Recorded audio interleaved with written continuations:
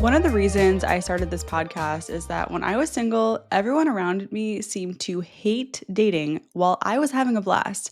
I say it every episode, I believe dating can be fun, and that is what this episode is going to break down for you how to actually enjoy the process so you're not repeating the dating app delete and download cycle and having the same boring conversation on first dates.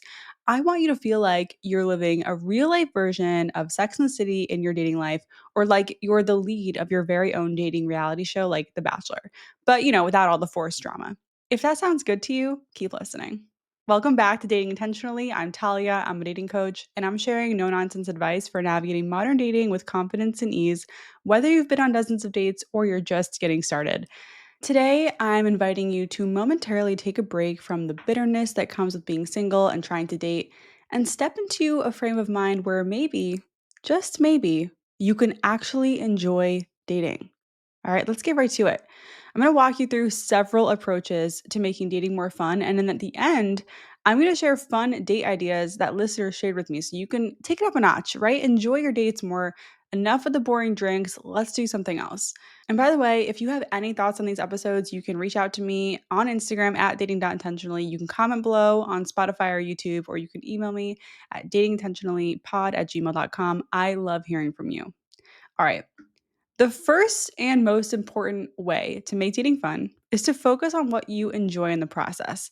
And if you're listening to this and your first reaction is nothing, I don't enjoy anything about it, then maybe this episode isn't going to help you. So we need to have an open mind, okay? Otherwise, what is the point of even listening to this? So let's put the attitude aside for a second and pretend you don't have any opinions or feelings about dating. Just be neutral for a second, okay? Just for a second. So let's talk about what you like, what's fun for you. To jog your mind, here is what it was for me. Okay. There was a lot I loved about dating. The first thing though is actually getting ready for dates. Getting ready for a date was like a transition between work and the evening for me because I usually had dates after work, around 6:30, 7 or 7:30 in the evening at a bar or something. So I would eat something like a light snack, then I would get ready while listening to music. And I don't believe if you're a woman listening, you don't need to put hours and hours into getting ready, especially for early dates. Like the more you can be yourself, the better. So don't spend more than like 30 to 40 minutes getting ready. 20 minutes is even better. So I loved listening to Doja Cat, Beyonce, Mariah Carey, like all these artists that just make me feel feminine and fun and a little spicy. Find the music that gets you in that fun mood. Watching a quick show can be good too. Like if you're not a movie person but you love TV, turn on your favorite 30-minute comedy show, like whatever it is, The Office, Parks and Rec, How I Met Your Mother, whatever it is. And that can also put you in a lighter mood. And the point of this isn't that you're watching a show or listening to music, it is to help transition your brain into date mode. Okay, that is really what we're doing here. And it's fun. Another thing that was really fun for me in the process of dating was discovering new spots in Seattle. Dating was truly like a bar and restaurant safari for me. I found it so fun to discover new great places, especially when I was pretty unenthusiastic about the food in Seattle when I first moved there from New York City. Dating really changed my mind about the food scene in Seattle. I was like, oh, there actually are good places here. Just the only way I was going to find them was through dates, I guess. So another way to think of dating is through exploration of your city or town, wherever you live. Another part that was really fun for me is talking to someone because honestly, after working home alone, I just really wanted to interact with another human. I just like, don't get me wrong, I saw my friends and I saw other people. I wasn't just going on dates after work every single day, but like the nights my friends weren't available, I still wanted to get that social interaction in after being alone in my apartment all day long. Another one was journaling and talking to my friends about my dates, and of course, talking about my dates on Instagram. All of these things made it a lot more fun. And generally, I loved observing my date's behavior, even when I wasn't having a great time. I know this sounds weird, but I was really interested and am really interested in human psychology and how people act. And I think dating is a great way for us to be students of human behavior. So I just listed off like 5 things I like about the dating process. Maybe you probably don't like the same things as me, but start really paying attention to where you feel like you're enjoying yourself in the process, like the actual elements of the date, not the goal. Notice I didn't mention anything about progressing in a relationship or making connections. Yeah, making connections is great, but there's no guarantee that anyone you date will lead to a long lasting relationship. but you can guarantee your own fun and enjoyment if you focus on what makes it fun for you. Speaking of focusing on what you like in the process, the second tip I have for you is do activities you like on dates. So, this is a really, really big one. If you're not a drinker, don't go to bars. If you don't like being in bars, don't go to bars. There are so many different venues for a first date. And at the end of this episode, I'm going to get into a whole list that you guys submitted of date ideas. But think about your favorite places locally that you like to explore, that you like to be in. Think about activities that you would enjoy no matter who is with you. Board game bars, arcade bars, biking, hiking, climbing, pickleball, whatever it is, pretty much anything can be a date. And we will get into more ideas in a bit.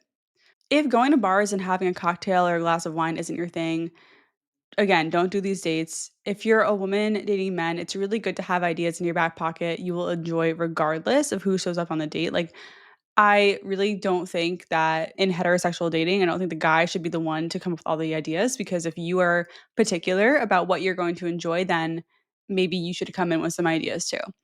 Also, after the first date, it is totally cool to involve your friends. Like, bring your date to a happy hour or picnic or whatever you have going on with your friends after the first date. It's a fun way to get to know them. It's a low pressure. Meeting the friends doesn't have to be a big deal. It's like, let's just get social with each other, right? And you'll probably have more fun because your friends are there? So, here is a big mindset shift that will make dating easier. It's going to sound counterintuitive, but hear me out. Stop trying to be liked. There is nothing less fun than trying to be liked. Let go of their opinion. What they think of you is none of your business. Assume they like you. Go in with that assumption that they're going to enjoy your presence. You're great. Why wouldn't they? Right? And put yourself in the position of being the chooser. The less you try to impress, the more you can just be yourself and relax. Like, the sooner you realize that you don't need the person across from you to like you, the better. I know it sounds counterintuitive. It's like, yeah, obviously you want the person you're dating to like you, but in early stages, you want to focus more on if you like them. So when you show up knowing that you're great, knowing that you're a catch, yes, even if you haven't been in a relationship in a decade or if you've never been in one, yes, even if you have an STI, yes, even if you had a messy breakup, yes, even if you have childhood trauma, because we all do, yes, even if you're between jobs or you hate your career and you're not earning as much as you want to, you are a catch. You have a lot to offer. And you need to show up on dates knowing that, owning that, and also knowing that you don't need a random stranger to think you're hot or funny or cute or sexy to be those things. Okay. You are those things, whether this random stranger in front of you thinks that or not. So you don't need the approval of this random person you met at a run club or on Hinge to confirm that you're a catch, okay? Let go of that need for their approval and replace it with your own approval. I can go on and on about this all day, but we need to move on. Just the headline is, instead of worrying about if they like you, focus on if you like them, and it's way more fun to be in that position. All right, the fourth tip I have to make dating more fun is to pace yourself. So I think one issue we run into is burning out quickly. We go hard and heavy on the apps.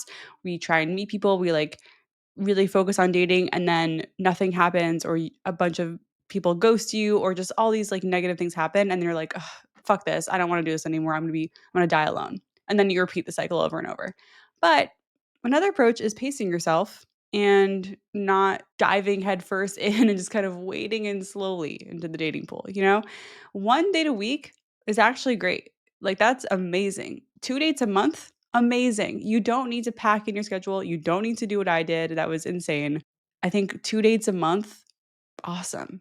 You know, take breaks as needed, right? Like, you don't have to force yourself if you are not enjoying it, if you're not having fun. Like, when does that ever work? Dating isn't something you have to like muscle through, like everyone says. And that's kind of the joke. That's kind of the stereotype, like, oh, dating, what a drag. Everyone hates being single. You don't have to. We don't have to buy into that narrative. We don't have to buy into that story. Question if that story actually works for you, and maybe you can find a way to enjoy it instead. So if you find yourself feeling burnt out because you have too many dates in a week, or you're talking to too many people on the apps and you're feeling overwhelmed, take a step back, think about what might be more manageable for you, and try that instead. The fifth tip I have for making dating more fun is to not just use the dating apps, right? Don't make dating apps the only way you're meeting people. That will make you miserable, because dating apps are a tool to help you meet people, and the goal is to get off them as quickly as possible. A lot of parts of dating are fun, like I mentioned earlier. Don't expect the apps to be fun, though. I don't think there's anything fun about actually matching and messaging people. That's not the fun part. It's never going to be the fun part. And remember, the apps aren't your only tool, right? We have setups, friend setups, matchmaking services. You can usually sign up to be in the databases for free. You can go to singles events, and also just exploring your hobbies is a great way to meet people. Like, here's the thing about exploring your hobbies as a way to meet people. You might not meet someone romantically at a cooking class or a rock climbing gym or the library, but you will expand your acquaintances, you will expand your network, and you never know who they know, right? This is how you expand your social circle so that you could potentially get in touch with new people. Dating apps do the same thing, right? They are putting us in front of all these new people, but without having to go out and make new friends and make connections in person. And that's why I think they are great, because they kind of cut out that middleman factor. But don't rely on them solely, because you will just hate dating. And remember that dating is a way to make connections with other people, even not romantically. And that is ultimately part of our social health, right? Like, human interaction is really important. Being on your phone all the time is not really the same thing as human interaction in real time, in person, face to face, which is super important. So get out there. I would say you can try the, say yes to everything approach, where you basically say yes to everything you're invited to for a month and see what happens. I mean, I did that and I met so many people that way. I even met someone I dated for 2 months because I said yes to a friend's party where I didn't know anyone except for the host. So you never know where your next date can come from. And you'll have fun, right? And you'll have more fun when you are actually going out and doing things rather than just like sitting at home, swiping away, and wondering why nothing's happening. The sixth tip I have for you is embrace your single life and try to enrich it the best way you can, so that it's not something that you're desperate to escape. When you are desperate to escape being single, dating can't be fun. It's that pressure, it's the urgency, where dating is a process where we just can't control everything. So if you are enjoying your life single and not making it something you need to escape, then you're going to have more fun dating. I know it sounds counterintuitive. By the way, I just released an episode about where I go into this a lot deeper about how to enrich your life as a single person. So definitely go back and listen to that. All right, seventh tip, kind of related: pour energy into yourself. Relationships take up a lot more time than you think. And now, when you're single, is the time to pour the love you'd maybe give to a partner back into yourself. For me, that looked like, doing Pilates, climbing. I also spent 1 to 2 nights a week alone, just rotting on my couch with my dog, and I loved that. I also went to the beach a lot alone. I hiked alone, and all of those things were really fun. These are the ways I poured energy into myself. And, dating is more fun when you are feeling yourself, when you're feeling confident, and pouring energy into yourself supports that. You don't have to rely on people liking you to like yourself when you are putting energy into yourself. Work on validating yourself and giving yourself all the love that you are prepared to give to a partner. And that is such an important skill to carry into a relationship as well. Here's a personal share. When I broke up with my ex and I was single, I found it easier to pour more energy into myself. I don't know what it was about my last relationship, but I found it hard to put a lot into myself. But then when I was single, it was so easy. I started a skincare routine. I started focusing on getting better sleep and working out regularly, mostly through bouldering and stuff. And when I started taking better care of my skin and my body in general, I felt a lot more confident, and it helped me enjoy dating more. So, pouring energy into yourself can also be a form of self compassion. And if there's any tip from this episode, please do this one. And the last tip I have to make dating more fun is to take the pressure off. I mean, this relates to number three, right? Stop trying to be liked. But there is a lot of pressure to get in a relationship, and we need to be aware of this, like where this pressure is coming from. Maybe it's your family, maybe it's your friends. They're all, having babies and stuff, and you're like, what the hell?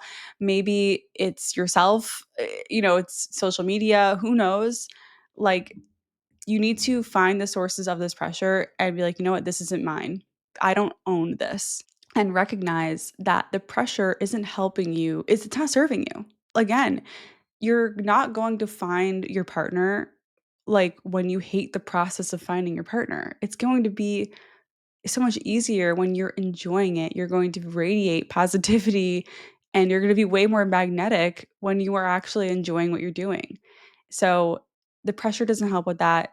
And I really recommend working on removing that pressure, recognizing it when it's not yours, right? When it's external, family, friends, society, Instagram. It's like, nope, that's not mine. You can leave it to them. There is no right timeline for these things. There is no set time. You got to trust your timing. And I know that probably want to be in a relationship that's amazing yesterday, but you got to trust that it will happen. And then enjoying the process is part of making that happen. All right, let's get into some date ideas. And I wanted to say really quick, I'm going to throw out a lot of ideas that you guys shared.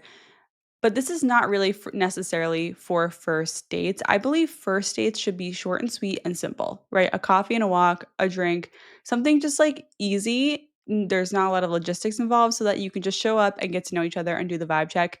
Then for the second date, go do something fun. That being said, rules are meant to be broken. If you have a great first date idea that you love that's not a coffee, walk, drink, something standard, great. Like, awesome.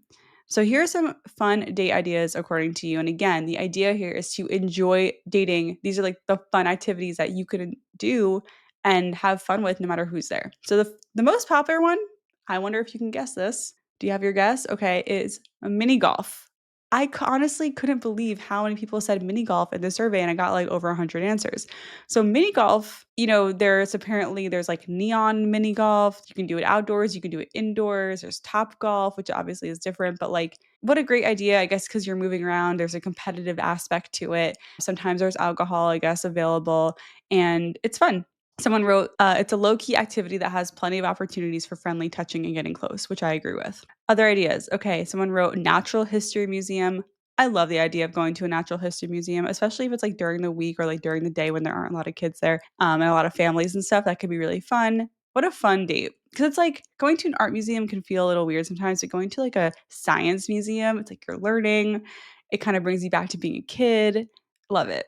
Another one that was pretty common was board game cafe. So this is when you show up to a place that has board games that you can usually use for free. Sometimes maybe there's like a rental fee, but they also usually have coffee. Sometimes they have alcohol. Sometimes they have snacks, and you can just sit and play a board game together. Love this also because there is a competitive aspect. There's less pressure to find something to talk about. Same with the museum idea. Like you have your topics of conversation built in, so you're not just like sitting there interviewing each other.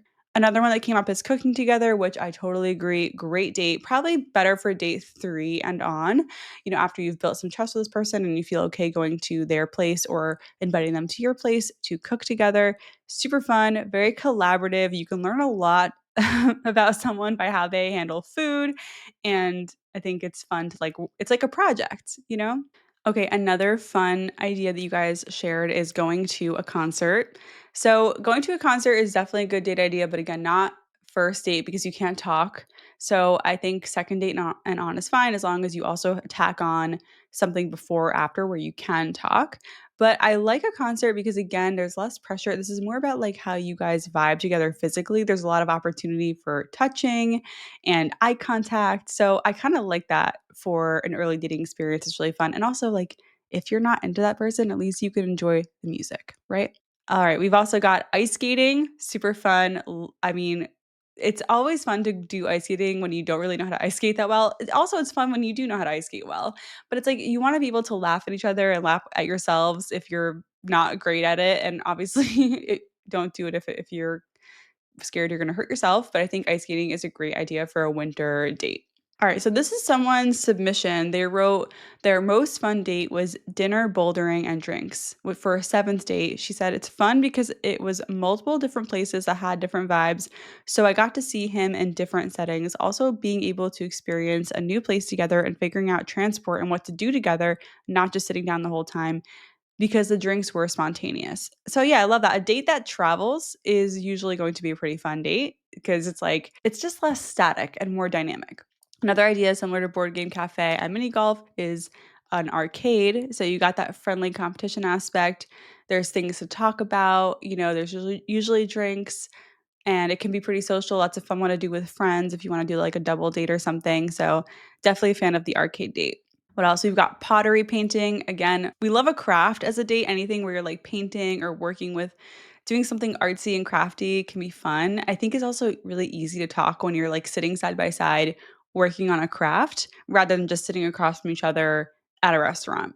Axe throwing is on this list. That was mentioned a few times. Playfully competitive. I mean, it's a little feels a little dangerous. I don't know. I've never been axe throwing, so I actually don't even know what it's like.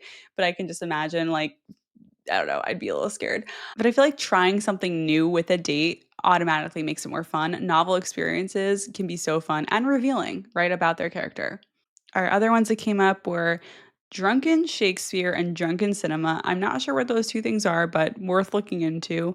We've got Escape Room on this list, Turtle Racing, Picnic on a Riverbank, Trivia. Yes, I love trivia. I think trivia is so fun. Even just to do with the two of you. You're probably not going to win, but it's really fun. I mean, I don't know, to be around other people, to see each other's knowledge. It's definitely a good time. Touring an open house. Okay, you can pretend you're house shopping on a date. It's out there, but I like it. Dave and Buster's, similar to the arcade date. Plant nursery and coffee, that's very wholesome and I think also a lovely idea, especially if you are really into plants. I wanted to share a couple of the most fun dates I've been on. So I would say for me, it's been a pastry picnic. So that's where the guy showed up with a bunch of pastries he got at a cafe and we just tried all of them. We didn't finish any of them because like a lot of food, but we just kept biting them and sharing and just like we rated them. It was fun. And it was very low key. That was like not a very expensive date. Tapas. So Johnny and I went on to a tapas place for our second date, and I love that because it we had to like create a strategy for ordering. You know, tapas is small plates you're sharing, so we really had to like collaborate on what we were ordering, and it showed that we were absolutely on the same page with food and what we like to order and how we like to order. I always loved an interesting restaurant. So what comes to mind is this place called Bongos in Seattle, and it's a Cuban sandwich place. And you sit outside and there's like sand on the ground, so you kind of feel like you're at the beach and it's outside and you've got these big messy sandwiches that are absolutely delicious. And I love that kind of date because it's casual, it's interesting, it was kind of tucked away, kind of a hidden gem. I love like an interesting venue for food. Other fun dates I've been on, a foodie meetup. So I use meetup.com to find events all the time. And there was this meetup group in Seattle where once a month you went to like a fine dining place and there was like a private dinner and it was expensive. It was like over $100 a person, but I always bought two tickets and I took a guy to this private dinner meetup with other foodies and that was super fun. It was fun to see him interact with other people and other strangers and we got to have this great experience together. Another one for me was night skiing. So in Seattle there is a place where you can go after work, right? Just head up to the mountain, go night skiing. So fun. I think I had more fun than my date because I'm okay at skiing and he was just learning. He was definitely having a hard time, but it was really fun. I loved it. And then the classic comedy show and dinner. I mean, to me is the prestige of fun dates because you can eat before or after the show. I guess the benefit of eating after the show is you get to talk about it. But going to a comedy show, especially a local one, like a local club, not a big theater, you never know what can happen. We did this on our third date and there was a crazy heckler in this venue and the poor comic just had to pay attention to the heckler the whole time and Johnny and I were crying. We were crying laughing. We're still in disbelief from that night. Like we couldn't believe the heckler situation. So you never know what can happen in these shows. You know, it's kind of improv shows, comedy shows. They're a little spontaneous, very fun. I will write all these ideas in the show notes so you can just see the list visually of all the fun date ideas. And if you're on my email list, you'll see it in your email as well. Okay, I hope this has inspired you to have more fun in dating. Again, this is why I started the podcast. I want you to enjoy the process because it might be a while before you reach your goal. So you might as well find a way to have fun in the process. And if you have any questions or comments or concerns, you can reach out to me on Instagram at dating.intentionally. You can email me at datingintentionallypod@gmail.com or you can comment below if you're listening on Spotify or watching on YouTube. Okay, let's get into the dating dilemma of the day. You can submit your dating dilemma in the show notes below. All right. I, 31 male, went on a date with a woman, 33 female, and we both had a great time. When I tried to set up a second date, she told me she wanted to keep in touch, but she didn't see us being more than friends. I feel like her offer for friendship was genuine, so I took it at face value. My tiny man brain can't understand how one would come to a conclusion after one date that is, I'd like to be around this guy, but I wouldn't want to date him, in quotes. I have a close female friend, and we didn't figure out that we weren't compatible for a relationship until we actually dated. So, can you please help me make sense of this? A curious dater. Okay. So you're not alone and you don't have a tiny brain, okay? Maybe you just have a rational one because I agree. I don't get why someone would be like, let's be friends after one date. I don't even know if I want to stay friends with people after meeting them for coffee one time, let alone for dating. So it's okay if this confuses you. You ultimately get to decide what you want to do in the situation, knowing that she doesn't want to date you. I often feel like people say this because they want to soften the blow of rejecting you. I think it's more just trying to be nice. I don't think she genuinely wants to be friends with you, but maybe she does. Let's say for one moment she genuinely does want to be friends. This is what I said earlier. Like, I think you need to decide if you want her as a friend. Like, do you want to pursue friendship with this person? Doesn't sound like you do. I think the be the chooser idea applies to friendship as well. Like, you get to choose who your friends are. However, you define friendship, do you want to be friends with this person? If the answer is no, that's okay. It sounds like you did not take her up on her offer. If someone does this again in the future, to anyone listening, if you get hit with a let's just be friends and you don't want to be friends, you can say, I appreciate that, but I'd rather just have a clean break here and keep focusing on dating. I wish you the best, right? It's like just say thanks, but no thanks, essentially. And that's okay.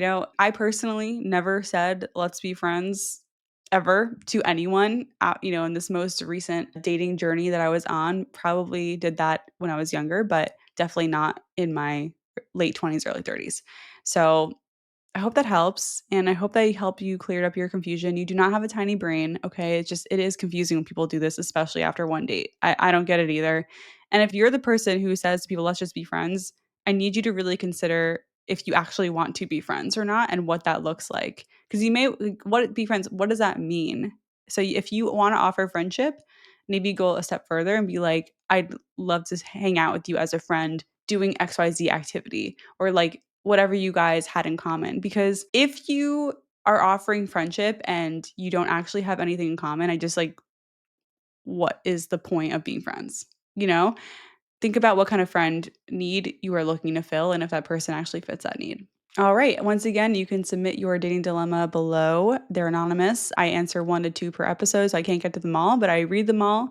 And thank you for sending them. I want to thank you for listening. Thank you for trusting me. I hope I helped you see the fun side of dating a bit more. And don't forget, you're doing great. I'd love it if you share this episode with someone who is navigating dating and might need a little confidence boost or some tough love. If any of these episodes have helped you in your journey, you can help me by leaving a stunning review on Apple or giving Dating Intentionally 5 stars on Spotify. I'd really appreciate it. Once again, I'm Talia. This has been Dating Intentionally, and I'll see you on Friday.